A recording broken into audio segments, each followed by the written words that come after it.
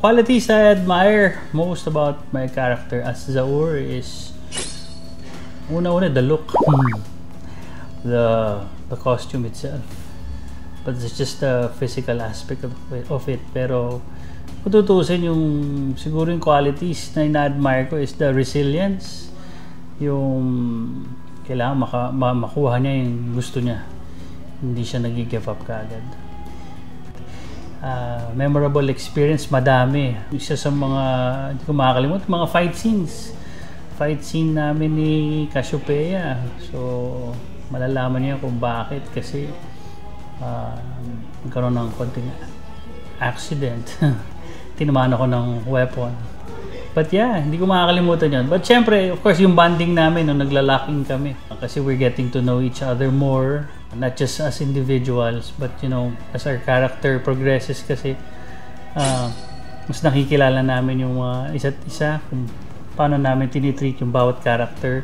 So off-cam, we talk about it, and then pagka isasalang na kami sa set, alam na namin yung mga gagawin namin. Challenges of portraying, hindi kasi ako ganun makapangyarihan unless I have the cetro.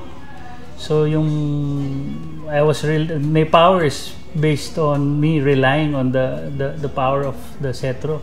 Pag wala, ordinaryong lang ako, combatant. Kumbaga ordinaryong soldier lang ako under Mitena. Pero yeah, eventually when I had the chance to hold the cetro, yun yung isa sa mga challenges, kasi hirap ng you're pretending that you're blasting so pero yeah, it's nice to have that kind of power also.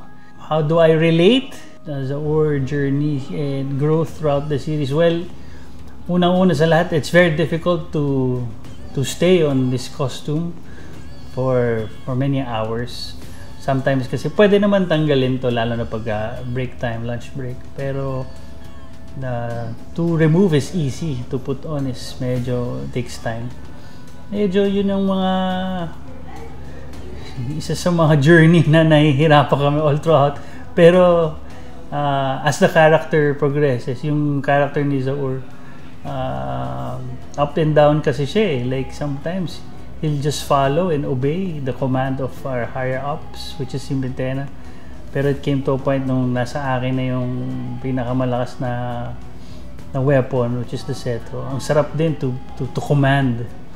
So I don't know, emotion, medyo laging galit din si Zaur dito So I think yan yung isa sa mga nakaka-relate ako in real life, kasi our emotions are not just happy one whole week.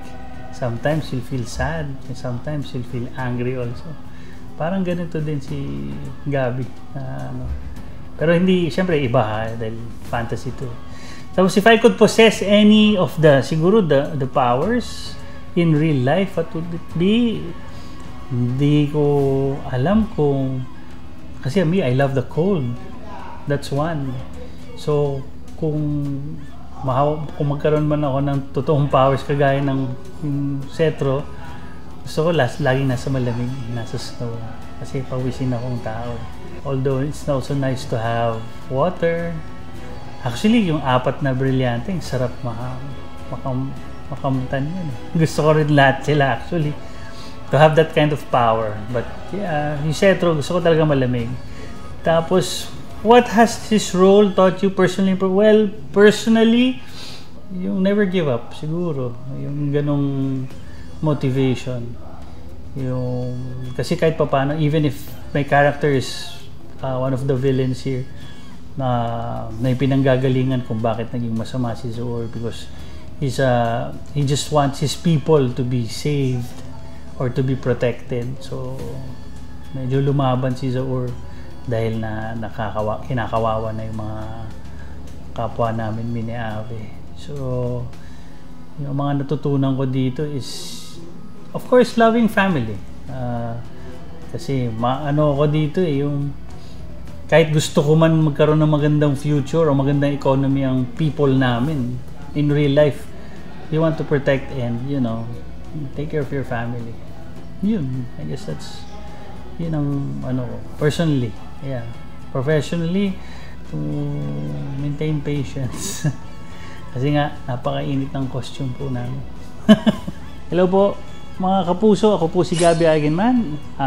As Zaur, abangan niyo po kami lagi, gabi-gabi, Mondays hanggang Fridays po. Dito lang yan sa Kapuso. Sangre. Encantadia Chronicles Sangre po. Abangan niyo po kami lagi.